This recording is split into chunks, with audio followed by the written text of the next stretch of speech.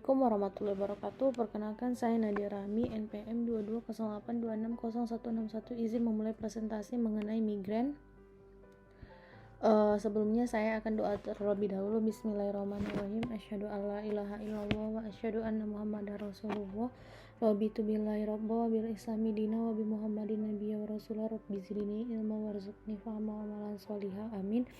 Pertama, definisi dari migrain. Migrain adalah jenis penyakit kepala berulang yang ditandai oleh nyeri kepala berdenyut, biasanya disertai gejala lain seperti mual, muntah, dan sensitivitas terhadap cahaya dan suara. Serangan migrain ini dapat berlangsung dari beberapa jam hingga beberapa hari dan dapat sangat mengganggu aktivitas sehari-hari. Jenis-jenis migrain ada dua. Pertama, migrain dengan aura. Dia ini dikenali dengan gejala neurologi sementara sebelum serangan seperti gangguan penglihatan atau gangguan terhadap cahaya. Serangan nyeri kepala berulang yang didahului dengan gejala neurologis vokal yang reversibel secara bertahap selama 5-20 menit. Gejala neurologis vokal ini dikenal dengan aura dan berlangsung dalam waktu kurang lebih 60 menit. Migrain tanpa aura, dia ini tipe yang lebih umum tanpa gejala neurologis yang mendahului serangan. Dia ini ada memiliki 3 kriteria untuk menegakkan dia ini migrain tanpa aura. Pertamanya itu nyeri kepalanya itu minimal 4-72 jam. Kemudian nyeri kepalanya itu memiliki minimal 2 di antara karakteristik berikut, yaitu pertama unilateral, kualitasnya itu berdenyut, intensitasnya nyerinya itu sedang sampai berat, terus diperberat oleh aktivitas fisik rutin dan tidak rutin. Kemudian terdapat salah satu gejala penyerta antara dua ini, yaitu mual dan atau muntah, fotofobia dan fonofobia. Fotofobia itu kayak alergi terhadap cahaya, fonofobia itu terhadap suara gitu. Kemudian untuk patofisiologi dari migrain sendiri ialah memiliki 3 teori. Pertama, teori vaskular. Berdasarkan teori ini, aura pada migrain diperkirakan akibat vasokonstriksi pembuluh darah intrakranial yang menginduksi iskemia jaringan. Selanjutnya terjadi rebound vasodilatasi dan mengaktifkan saraf nociceptif perivaskular yang akhirnya menyebabkan nyeri kepala. Kemudian ada teori neurovaskular. Menurut teori ini, migrain pada awalnya merupakan proses neurogenik yang kemudian diikuti dengan perubahan perfusi cerebral. Pada teori ini dikatakan orang dengan migrain memiliki saraf yang gampang dieksitasi pada korteks cerebral, terutama pada daerah oksipital. Kemudian ada teori cortical spreading depression.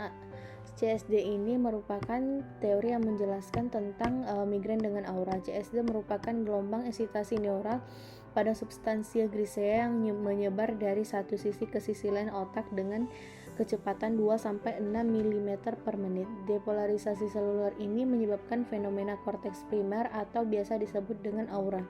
Selanjutnya, proses ini depolarisasi akan menstimulasi aktivasi neuron nociceptif pada pembuluh darah dura yang kemudian mengaktifasi saraf trigeminus dan pada akhirnya menghasilkan nyeri kepala. Aktivasi neuron nociceptif dilakukan melalui pelepasan berbagai protein plasma dan substansi yang menstimulus inflamasi. Proses inflamasi ini kemudian merangsang vasodilatasi dan akan diteruskan ke korteks sensori sebagai rasa nyeri yang berdenyut. Kemudian ada beberapa faktor pemicu dari serangan migrain, seperti pertama stres emosional, perubahan hormonal, makanan tertentu seperti coklat dan keju, kemudian pola tidur yang tidak teratur.